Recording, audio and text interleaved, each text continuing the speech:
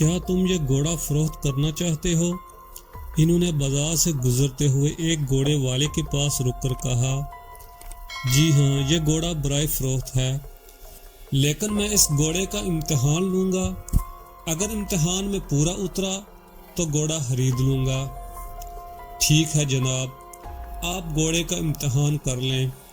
انہوں نے گھوڑا ایک سوار کے حوالے کیا اور اس کا امتحان کرنے کا حکم دیا۔ سوار گھوڑے کو لے گیا۔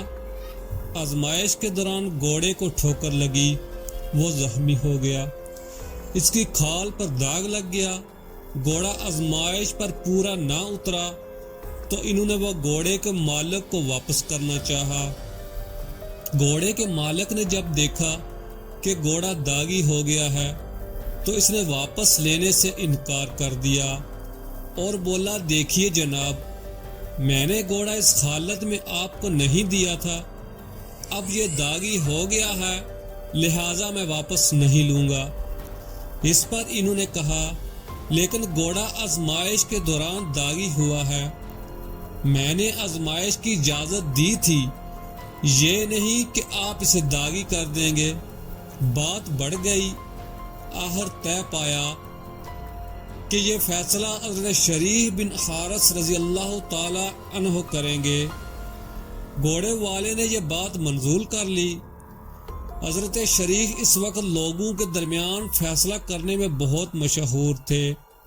یہ واقعہ حضرت عمر رضی اللہ تعالی عنہ کا ہے، وہ اس وقت مسلمانوں کے خلیفہ تھے۔ گھوڑا بھی امتحان کے لیے انہوں نے نہیں لیا تھا۔ حضرت شریح رحمۃ اللہ علیہ نے دونوں کی بات غور سے سنی اور پھر یہ فیصلہ سنایا، اے امیر المؤمنین، جو گھوڑا آپ رضی اللہ تعالی عنہ نے خریدا تھا اسے رکھ لیجئے، یا جس حالت میں خریدا تھا اس حالت میں واپس کیجئے۔ گھوڑے کا امتحان لینے کا یہ مطلب نہیں کہ آپ اسے داغی کر کے واپس کر دیں۔ یہ فیصلہ وقت کے عظیم حکمران کے خلاف تھا۔